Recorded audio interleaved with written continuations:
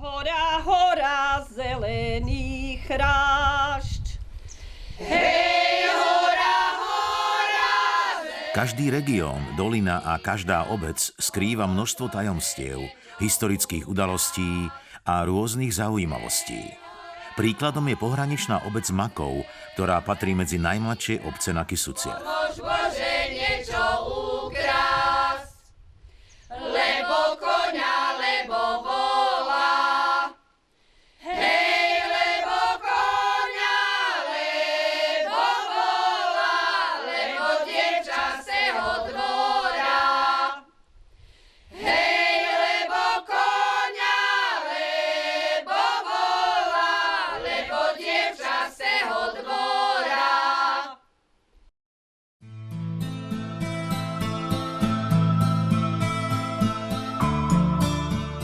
Podhorská obec Makov leží v údolí medzi Javorníkmi s najvyšším vrcholom pohoria Veľký Javorník a Kysuckými Beskydami. Na západe hraničí s Českou republikou. Pramení tu rieka Kysuca, ktorá dala meno celému kraju.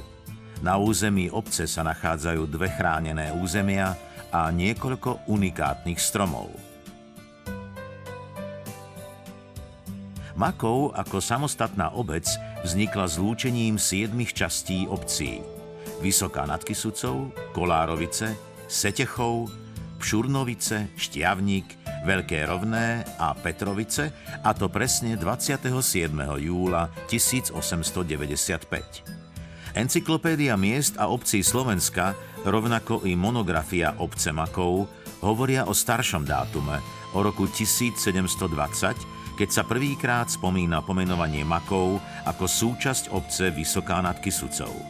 Dokumenty získané zo štátneho archívu v Bytči posúvajú letopočet vzniku obce späť do histórie na začiatok 17. storočia. Ide o najdôveryhodnejší dokument, listinu Juraja Turzu z 26. mája 1626, kde sa spomína vrch v Makovom za Kysucou.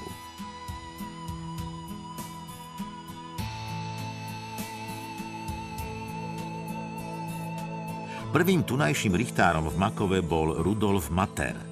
V obci žili mnohé významné osobnosti. Ján Gottčár významne prispel k zmene školského systému v Uhorsku. Bol to významný národovec, publicista a spoluzakladateľ Matice slovenskej. Náš rodák Janko Gottčár mal výročie minulý rok 1823, 1883, tak sme vydali príležitosti jeho narodenina a úmrtia. Ako učiteľ, organista a kronikár v obci pôsobil Ladislav Maršalko. Pavol Bilík počas vypuknutia Slovenského národného povstania pôsobil v Starom Smokovci ako príslušník finančnej stráže. Dňa 7. septembra 1944 padol do zajatia a o deň neskôr bol fašistami v Kežmarku popravený. V tej dobe mal len 28 rokov. Na jeho počesť sa v obci každoročne koná branno-športová súťaž Memoriál Pavla Bilíka.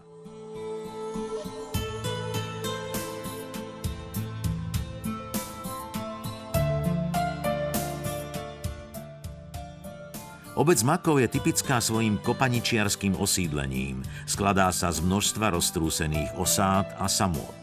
Ide o jednu z obcí na Kysuciach s najväčším počtom osád. Medzi najznámejšie a často spomínané makovské osady patria Greguše, Kasárne a Papaje. Okrem nich sa v obci nachádza vyše 30 ďalších menších osád a samôt, ktoré často nesú názvy podľa priezviska rodín, ktoré sa tam usadili. Všetky tvoria mozaiku, ktorá je pre túto oblasť Javorníkov a Kysuckých Beskýd typická. Dodáva jej jedinečný a výnimočný ráz. K základnému zamestnaniu tunajších obyvateľov patrilo poľné hospodárenie. Vzhľadom na rozlohu lesov v Chotári významným zamestnaním bolo drevorúbačstvo a výroba šindľov. Osobitným druhom tradičného zamestnania bolo drotárstvo. V Makove pracovali aj viaceré píly a mlyny. Vyneseme morenu ze vsi, morenu ze vsi. Doneseme do... Významným prejavom duchovnej kultúry je tradičné zvykoslovie. V nej mala významné postavenie kresťanská tradícia.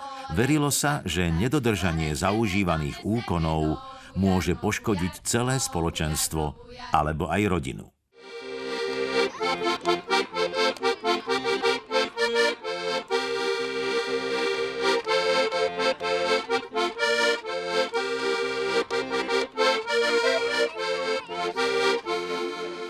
Milí priatelia, susedia, drahí obyvatelia našej obce. Stojím tu dnes v takom krásnom jarnom čase, aby sme spoločne oslavili jeden z najkrajších zvykov našich predkov, stávanie maja. Je to pre nás nielen príležitosť na stretnutie a zábavu, ale aj symbol radosti, nádeje a obnovy, ktoré jar prináša. Zvyky, ktoré sa viazali k tradičnému kalendáru, predstavovali v obci jeden z najbohatších celkov. V noci pred 1. májom mládenci stavali svojim dievkam máje, na vrchol ktorých pripevňovali polazničku. Celú prípravu mája a jeho postavenie robili mládenci potajme. Dnes je to príležitosť, kedy sa stretnú mnohí folkloristi a obyvatelia Makova, aby si užili veselú atmosféru podujatia. Obec je rozdelená na 4 časti, ktoré sa napájajú na ústredie. Podľa toho má obec aj erb, na ktorom je zobrazený zlatý brest so 4 koreňmi. Korene predstavujú časti Makova. Čierne, potok, kopanice, trojačka. A koruna brestu symbolizuje ústredie obce. Obec Makov leží v srdci Beskyd a Javorníkov. Je to prihraničná obec. Vďaka svojej polohe máme odjakživa intenzívne vzťahy s Moravou, ale takisto aj blízkym Sliezskom. Poloha obce teda prirodzene formuje hospodársky, spoločenský a kultúrny obec v obci. S blízkymi Moravakmi máme od nepamäti veľmi intenzívne vzťahy. Prirodzene samozrejme v regióne Kisuc a blízkeho Považia takisto. V neposlednom rade treba spomenúť blízke Poľsko, kde odjakživa máme obchodné väzby a kultúrno-spoločenské väzby. Momentálne pracujeme na ich intenzifikácii. Dzień dobry, witam serdecznie. Stanisław Legierski, wójt gminy Istebna. Piękna pogoda w Istebnej, 28 dni Istebnej. Cieszę się, że możemy gościć tak wspaniałych ludzi ze Słowacji, z Makowa. Nasza współpraca rozpoczęła się w 2024 roku, ale też to pokazuje, że jest potrzeba nie tylko spotkań, ale też wymiany kultury między naszymi dwoma miejscowościami, a też i narodami. U nas w Istebnej jest trojstyk, trojmezji, więc tym bardziej się cieszymy z tego, że możemy te relacje wzajemne mieć i żeby my też poradzili się dzielić tą kulturą. My u was, wy u nas. Obcou prechádza európska cesta v trase z Českej republiky cez Bumbálku smerom na Bytču. V obci sa križuje cesta, pripája sa zo smeru Vsetín a pokračuje smerom do Čadce. Do obce vedie aj železničná trať z Čadce do Makova. Vlakové spojenie využívajú tunajší obyvatelia, ale aj turisti. Vďaka zachovalým prírodným, krajinárskym a estetickým hodnotám bolo územie Makova v roku 1984 začlenené do chránenej krajinnej oblasti Kisuce. Vďaka svojej polohe nie je v obci núdza o turistické možnosti. Celoročne lákajúci pobyt v prírode, aktivity na trávenie voľného času v lete i v zime, to je obec Makov. Získa si vás svojou atmosférou a pokojným plynutím času. Obec leží v údolí medzi pohorím Kisuckých Beskýd a Javorníkov, kde najvyššie položeným miestom je vrch Veľký Javorník. V katastri obce sa nachádza aj národná prírodná rezervácia Veľký Javorník a prírodná rezervácia Hričovec. Vyhľadávanými sú mnohé trasy. Medzi najznámejšie patria v lokalite kasárne Javorníky, kde sú aj cyklistické a turistické trasy. Keby ma mamka,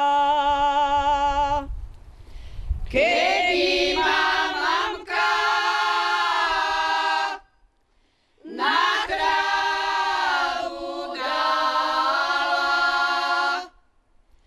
na trávu dala. Speváčky z folklórneho súboru Makovský prameň sa mnohé roky venujú piesňam z rodného kraja. Pod vedením Olgy Moravčíkovej stále vyhľadávajú nové piesne, aby obohatili svoje vystúpenia v obci a aj na iných podujatiach.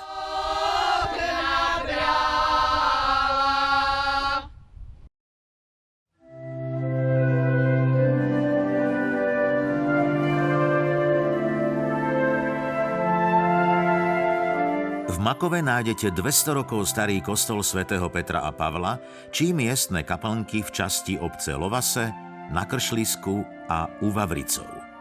Svojím romantickým vzhľadom príjemne doplňajú okolitú prírodnú scenériu aj ďalšie kaplnky, sakrálne plastiky a sochy.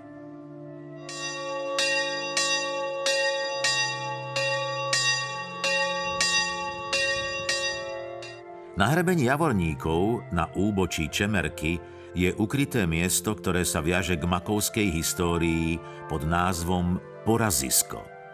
Uvedený názov je spojený s obdobím najväčšieho protihabsburského povstania v bývalom Uhorsku. Práve tu sa strhla bitka a utekajúca skupina Rákociho vojska bola porazená. V lokalite Porazisko, ako ho miestni obyvatelia nazvali, boli pochovaní mŕtvi kuruckí vojaci. Vznik názvu Porazisko sa zachoval vďaka ústnemu podaniu okolitých osadníkov. Všetci veria, že spomínané udalosti budú zaznamenané historikmi aj písomne. Z Makova cez sídlo Pindula vedie príjemná prechádzka k vyvierajúcemu prameňu rieky Kysuca, ktorý pomenúva celý región. Studnička leží nad osadou u Jaši. Celoročne k nej prichádzajú deti s rodičmi, ako aj turisti. Spočiatku prameň rieky Kysuca boli vlastne len také bažiny. Bolo to trošku také trápne, že nemá to konkrétne jednu zurčiacu nejakú riavu, tak sme sa v roku 2011 rozhodli ako neinvestičný fond Makové zrnká ten prameň zviditeľniť.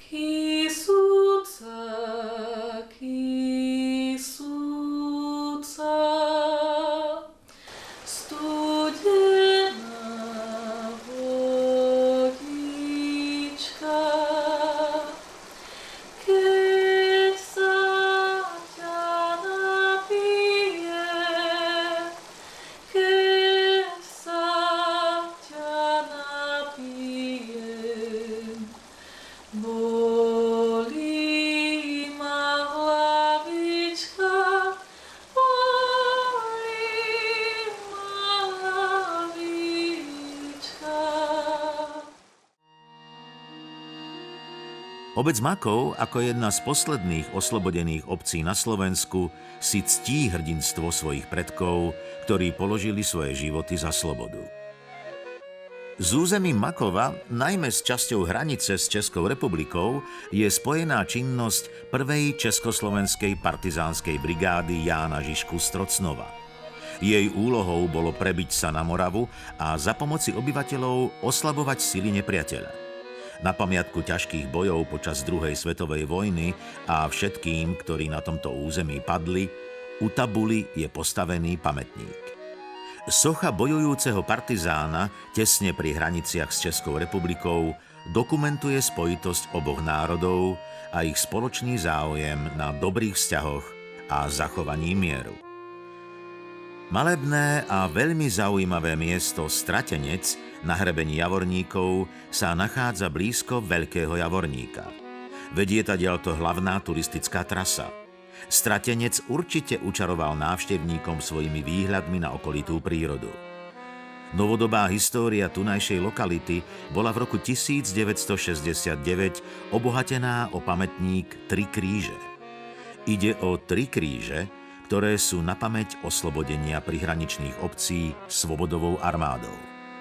K pamätníku predčasom pribudol kameň s vytesanými 2 menami padlých hrdinov. Osada Greguše sa nachádza 5 kilometrov nad obcou Makov. V osade je unikátna drevená zvonica, ktorá ako jediná ostala neporušená, keď Greguše v roku 1944 vypálili Nemci, pretože v osade boli ukryté partizánske jednotky, ktorým domáci pomáhali. Pôvodná zvonica z roku 1850 bola nahradená novšou až v roku 1997. Osada Greguše je východiskom turistických trás a rodiskom akademického sochára Milana Greguša. Umelec patrí k najvýznamnejším slovenským reštaurátorom, sochárom a šperkárom. Zanechal po sebe množstvo vzácnych, zreštaurovaných pamiatok, plastík, reliéfov a unikátnych šperkov. Jeho mnohé diela sú aj v Makove a v blízkom okolí.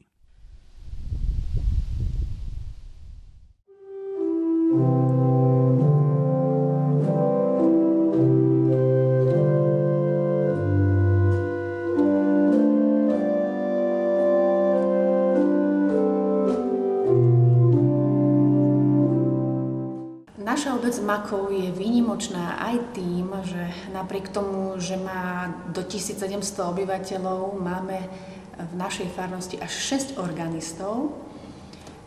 Ja som teda učiteľka na základnej umeleckej škole, tiež vypomáham občas ako organistka. Pred pár rokmi som viedla detský, mládežnícky aj dospelácky spevokol. Najhlavnejším organistom je Tonko Stolárik, ktorý tu už roky slúži. Chlapci si aj vo svojom voľnom čase, vo svojom pracovnom študentskom vyťažení nájdu čas, prídu do kostola, zahrajú svätú omšu, či počas veľkých sviatkov, alebo aj cez týždeň. A tak svojou hrou a svojim umením sprevádzajú sväté omše našej farnosti. V obci Makov žili od nepamäti talentovaní a šikovní ľudia. A nie je tomu inak ani teraz. Príkladom je Tomáš Kubinec. Patrí medzi makovských organistov, ktorého očarila organová hudba. A nie len to.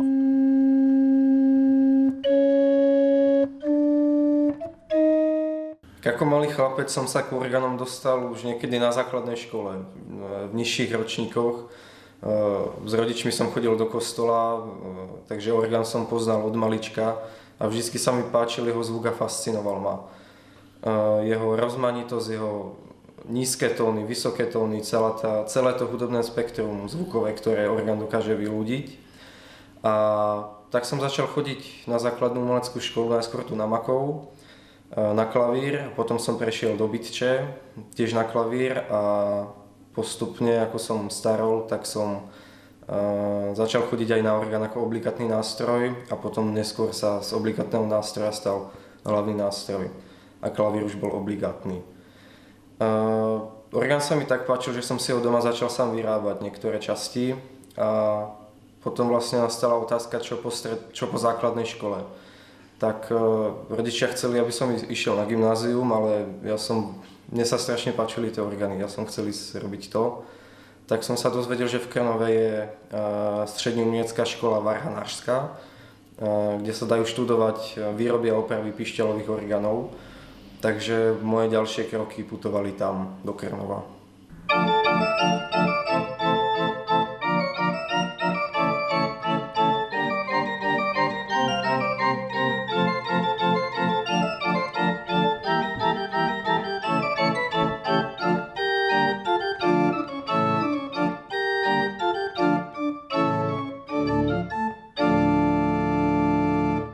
Keď takýto orgán vyrobím a že sa vyrába, ako sám ho vyrábam, tak približne rok so všetkými plánmi, so všetkými vecami, súčiastkami, ktoré k tomu patria.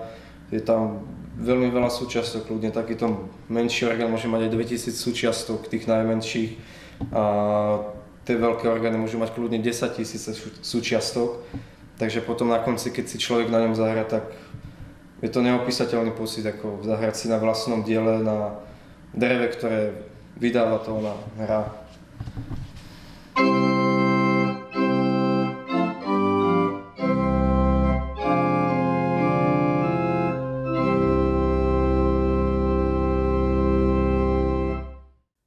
Okolitá príroda, rozkvitnuté lúky a množstvo lesov. To sú výborné podmienky aj pre chov včiel. Tunajší včelári žijú so svojimi včelstvami, radujú sa nielen z medu, ale aj z dobrých podmienok, ktoré tu majú. Čo pozrieš? Všetko to žlté je ten pel, vieš? Oni z toho robia, z toho a z nektaru robia takú kašičku.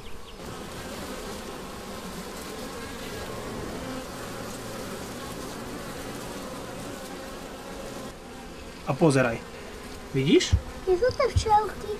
Semka sú také malinké, pozeraj, semka sú, vidíš? Slovensko má jeden z najkvalitnejších medov na svete a radí sa tu aj náš makovský med. Je nás tu okolo 40 včelárov a naše medy boli na rôznych súťažiach, mali sme ich na rozbore, na kvalitu medu, na škodlivé látky a potvrdila sa svetová kvalita. Máme tu nádhernú prírodu, nedotknutú, máme tu krásne lúky, lesy, dostatok vody pre včielky. Napriek klimatickým problémom, ktoré zažívame a ktoré sa týkajú aj nás, tak verím a dúfam, že sa budeme môcť včelárstvu na Makove venovať aj naďalej. Som rád, že včelárstvu sa venuje aj moja 5-ročná dcerka Tereska. Ja mám včeličky rada, lebo nám dávajú dobrý medík. Projekt Makov i Stebna spoločne tradične je mostom, spája komunity v Poľsku a na Slovensku prostredníctvom ich spoločného kultúrneho dedičstva.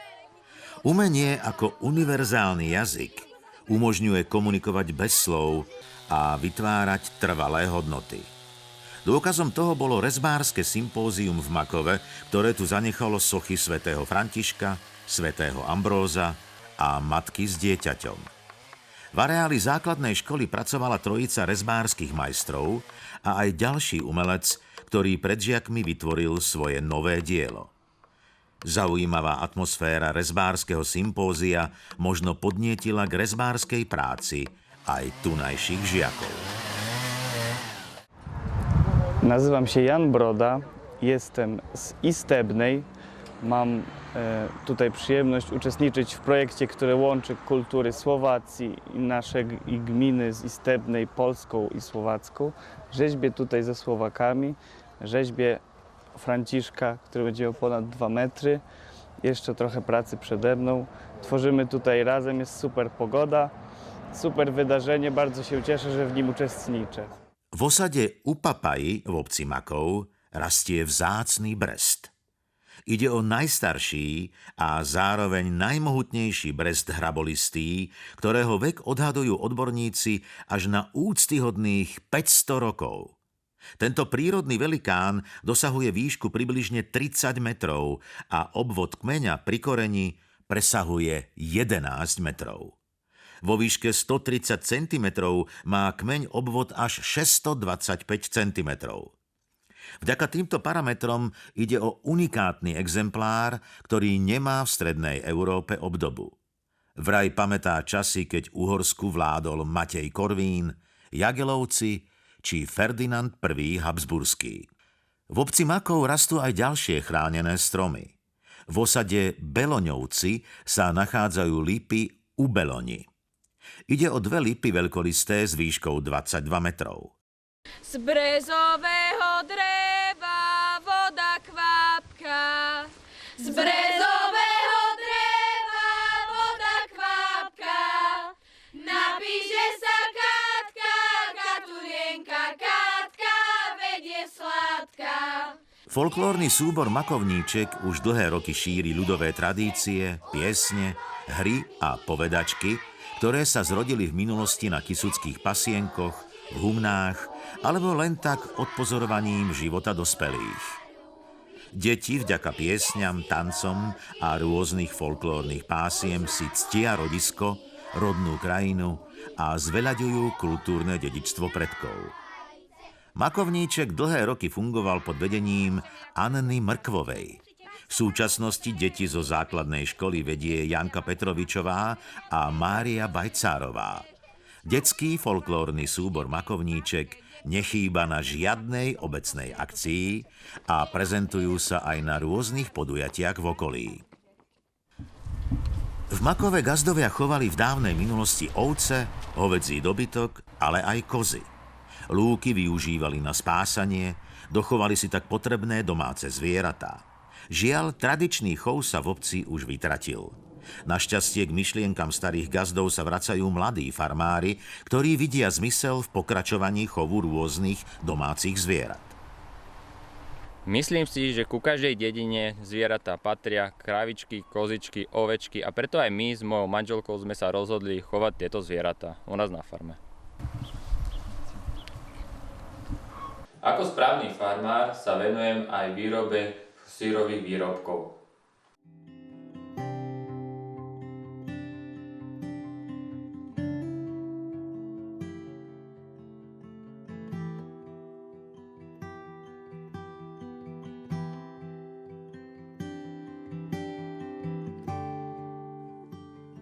Už od malička ho fascinovala vôňa dreva. Aj preto sa Jozef Šimek stal rezbárskym umelcom. Na tunajšom sympóziu rezbárov vytvoril sochu svätého Ambróza, biskupa a učiteľa cirkvi, patróna včelárov, pekárov aj študentov.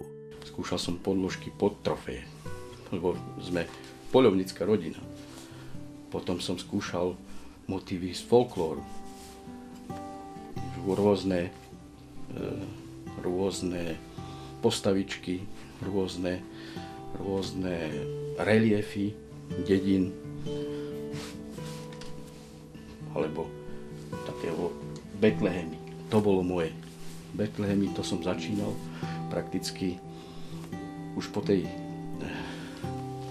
potom, čo som navštívil ten rajský Betlehem, tak tie postavičky som si tak trošku vnáral do pamäti a skúšal som, až som vytvoril prvý maličký Betlehem, potom som ho zväčšoval až do väčších rozmerov.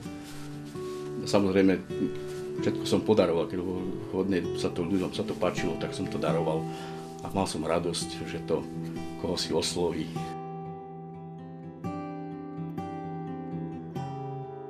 Okrem malých sošiek, plastík, sa venujem aj veľkorozmerným postavám, ktoré znázorňujú život na dedine. Doma, v dielni aj na dvore svoje dláta necháva málo kedy oddychovať.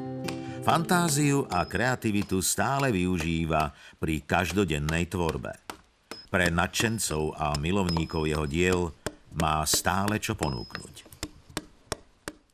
Bohatý repertoár ľudových piesní, pásiem, žartovných rozprávaní a tradičných zvykosloví má folklórny súbor Makovanka.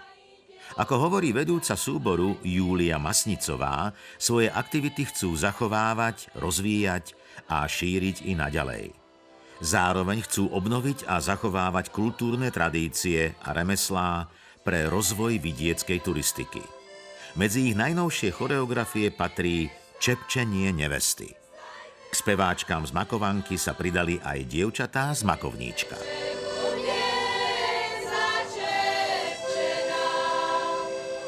Medzi zaujímavé podujatia v rámci projektu Makov Istebna v tunajšom dome kultúry patrila vernisáž výtvarných prác žiakov základných umeleckých škôl zo Slovenska a Poľska.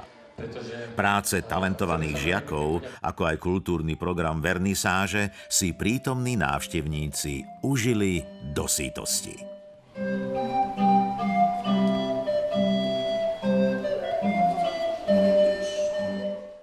Večerný koncert mladých hudobníkov z Poľska a Makova ukázal, že hudba, rovnako ako výtvarné umenie, prekračuje jazykové bariéry a spája generácie. Tunajšia základná umelecká škola vyčarovala pestrý kultúrny program, ku ktorému sa pridali aj folkloristi z Poľska. Diváci ocenili ich snahu a vynikajúce vystúpenia.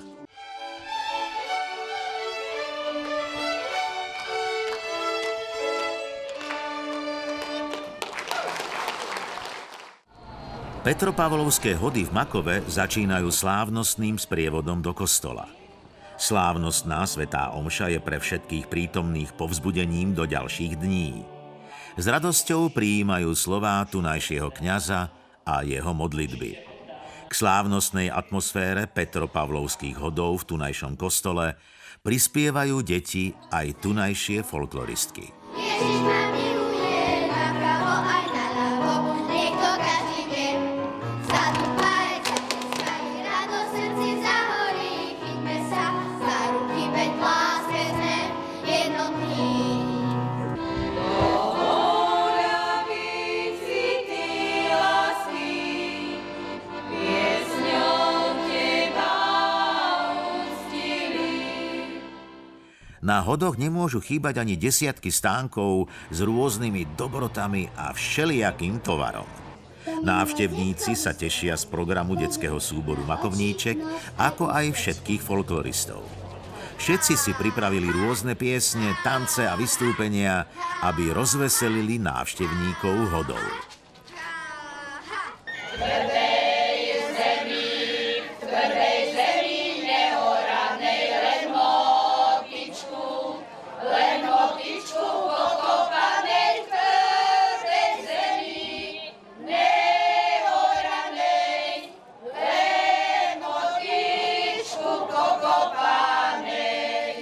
Pestrý program a všetci účinkujúci vždy prispievajú k slávnostnej atmosfére najvýznamnejšieho dňa v roku Petropavlovských hodov. Potešiteľné je, že súčasťou krásneho dňa je aj Janka Petrovičová, ktorá celý život zasvetila obci Makov ako učiteľka, folkloristka a organizátorka kultúrneho života v obci. K atmosfére hodov vždy prispievajú aj folklórne súbory z regiónu Kisúc a poľských partnerských obcí.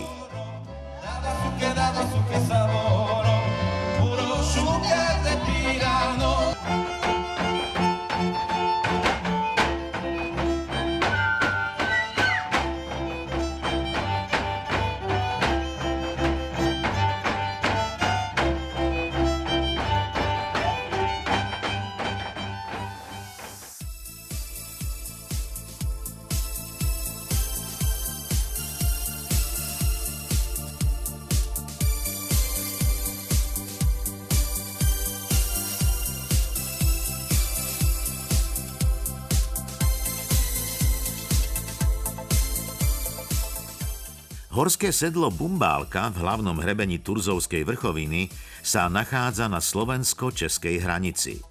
Je umiestnené medzi vrchmi Beskydok a Beskýd. Oblasť je rekreačnou oblasťou na oboch stranách hranice. Územím vedie lyžiarska turistická trasa a niekoľko peších turistických trás. Od Makovského priesmyku po hrebení ďalej na severovýchod. Rozkvitnutá hranica pre všetkých na starej Masarykovej chate vznikla v roku 2016 ako spoločná aktivita dvoch obcí, obce Makov a obce Hutisko-Solanec. Táto hranica sa stala komunitným priestorom a stala sa hranicou, ktorá nerozdeľuje, naopak, ktorá spája dva národy. Miestny názov Trojačka je starý už viac ako 300 rokov. Nachádza sa tu zachovaný najstarší hraničný znak, ktorý rozdeľoval územie na Moravu, Sliesko a Uhorsko. Na Bumbálke odjakživa nechýbali ani reštaurácie, hotely a zaujímavé miesta. Obec Makov je objektívne krásna obec, vďaka čomu je aj regionálnym centrom turistického ruchu. V našej obci a v blízkom okolí máme stále pomerne dobrú vybavenosť občianskými službami a službami pre občanov. Vďaka svojej polohe máme relatívne blízko viacero regiónov, kam môžeme chodiť za pracou. Je pravdou, že priamo v obci nemáme pretlak pracovných príležitostí, ale v blízkom dosahu máme región Čace, blízkeho Považia, Vsetínska, Rožňovská, Ostravská. Takže do 30 až 45 minút máme dostupnosť pracovných príležitostí, čo je jeden z významných parametrov preto, aby obec ako taká bola dobrým miestom pre život naprieč všetkými generáciami. Darí sa u nás mladým rodinám, budeme radi, keď nám zavídajú vo väčšom množstve, ale takisto sme vďaka občianskej vybavenosti dobrým miestom pre život aj pre starších ľudí.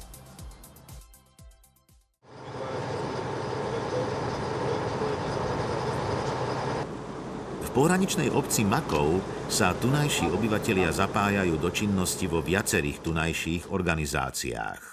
Všetky úzko spolupracujú s obcou na príprave rôznych akcií a podujatí.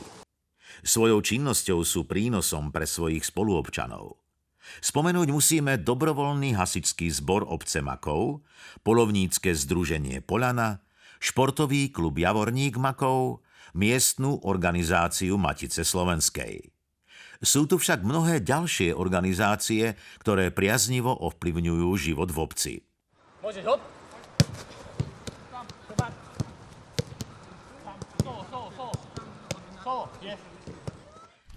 Pre milovníkov koní v obci nechýba ani jazdecký klub. Jazdecký klub Čierne láka od tých najmladších nadšencov koní až po starších. A aby uľahodili všetkým, klub pripravuje aj mnohé letné tábory a mnoho iných pútavých podujatí. Tomuto športu sa venujem od malička. Vyrastala som v tomto jazdeckom klube, ktorý som navštevovala od svojich 5 rokov. A ďalej ma to vlastne posunulo na strednú školu chov konia a agropodnikanie v Šali, kde som sa venovala aj rôznym disciplínam, parkouru, militári a drezúre. No a keď som sa po skončení štúdií vrátila späť na Makov, tak som sa začala vlastne venovať deťom pri koňoch. Organizujeme detské denné tábory, kde ich vlastne učíme, ako koníky čistiť, sedlať, uzdiť, aby si ich vedeli sami pripraviť na jazdu a následne ich učíme vlastne všetko, čo sa týka jazdenia. Takže na konci týždňa už vedia samostatne jazdiť a ovládať koňa. Takže si deti odnesú z tábora kopec zážitkov a hlavne teda tých jazdeckých skúseností. V rodine Júlie Masnicovej rozvoniava celý dom sladkými perníkmi. Jej srdiečka a iné rozmanité medovníky poznajú a milujú deti, ale aj dospelí. Preto ich vyrába celoročne, nie len pred sviatkami.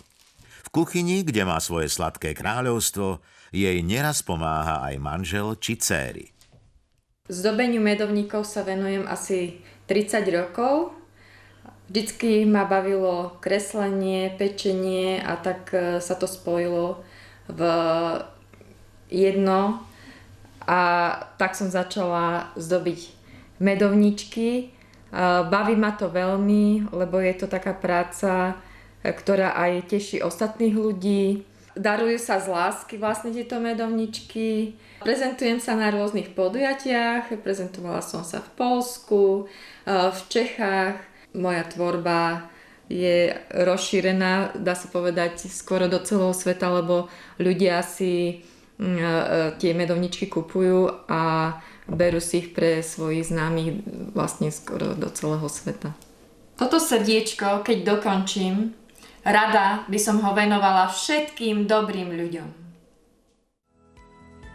História školstva sa začala v Makove oficiálne písať v roku 1796 vďaka vtedajšej farnosti Javorník Čierne. Odvtedy boli postavené a užívané viaceré školy v obci. Čas plynul a aj Makov má v súčasnosti moderné možnosti na výchovu školopovinných detí. Nechýba tu centrum voľného času. Vďaka podpore a rozvíjaniu talentovaných žiakov, ktorí sa zapájajú do mimoškolskej činnosti, škola každým rokom prispieva k šíreniu dobrého mena Makova. Kolo mlínske, zášilíske, kolo sa nám polamala a do vody popadalo Viac ako 10 rokov je základná škola zlúčená s materskou školou, kde predškolské deti získavajú predprimárne vzdelanie. Obec Makov má šťastie na talentovaných ľudí, ktorí tu vyrastali, chodili do školy a ďalej študovali, aby išli za svojím cieľom. Je ich mnoho.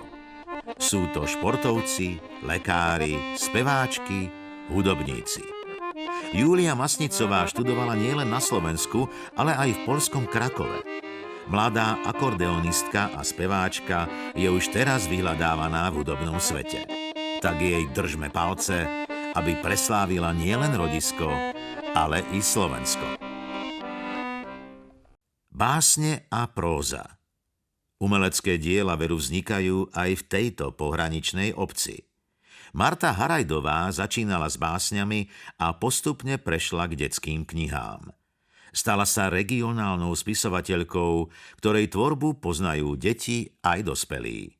Vynikajúca spisovateľka stále pokračuje v literárnej tvorbe a vydávaní ďalšej prózy. V publikácii Korene Makova publikovala viaceré básne, ktoré ju spájajú s jej rodiskom. Moja domovina. Z korún stromov v novom šate sa nesie pieseň mám.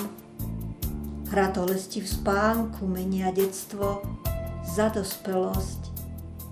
A hymna chvál znie z vďačných hrdiel. Tak spieva moja domovina.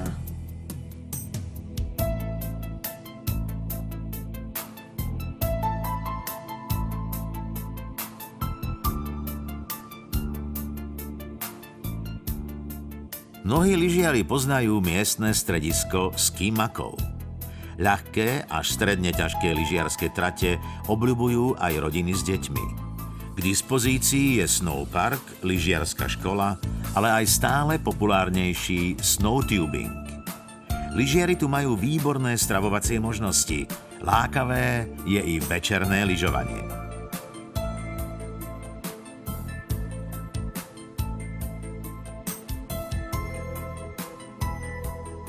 Na Beskydsko-Javorníckej magistrále si na svoje prídu aj bežkári. História kasární je bohatá na rôzne udalosti. V dávnej minulosti tu boli skutočné kasárne a slúžili pre vojakov strážiacich hranice, aby sa vtedajšia epidémia cholery nešírila zo Slovenska na Moravu. Súčasná malebná časť kasární pod Veľkým Javorníkom slúži ako celoročne využiteľné miesto pre turistov a lyžiarov s komplexnými službami pre menej i viac náročných.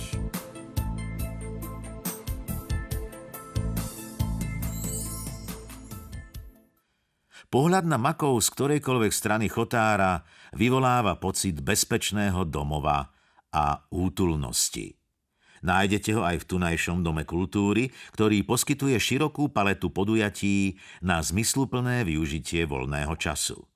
Keď mám peknú knižku v ruke, hoci neveľkú, je to ako by som stretla dobrú priateľku. V Makove už tradične býva vianočný jarmok. Na jarmoku sa predstavujú ľudoví remeselníci s rôznymi výrobkami, vianočnými dekoráciami a občerstvením.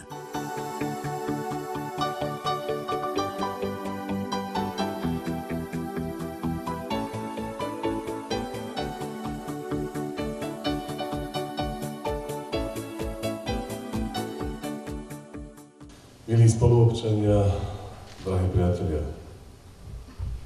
prišiel vianočný čas, ktorý sa snažíme si strážliť, a toho súčasťou je aj dnešný gala program. Pri jeho prežívaní vám prajem krásny kultúrny zážitok. Dnes sme tu spolu v tomto sviatočnom čase, keď sa celá naša obec spája, aby oslavila najkrajšie sviatky roka, Vianoce. Je to čas, keď sa naše domovy naplňajú svetlom, vôňou medovníkov, zvukom koliet.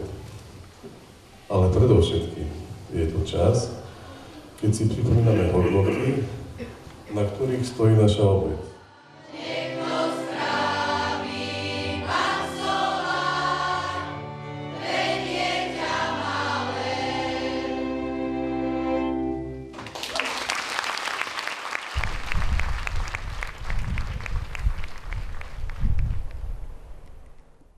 Kostol svätého Petra a Pavla sa koncom roka stáva miestom pokory a slávnostných chvíľ.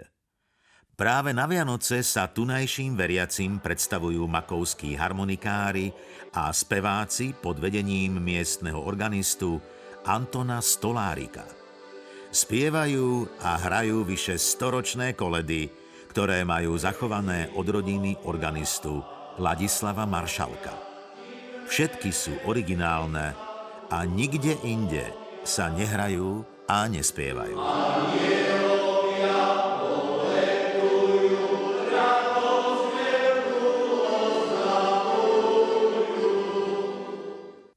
Opúšťame Makov, obec s množstvom zaujímavostí, tajomstiev a historických udalostí. Makovania majú svoje korene v údolí Javorníkov a Beskýd pri pramení rieky Kysuca. Preto sú hrdí na históriu a krásu rodnej obce.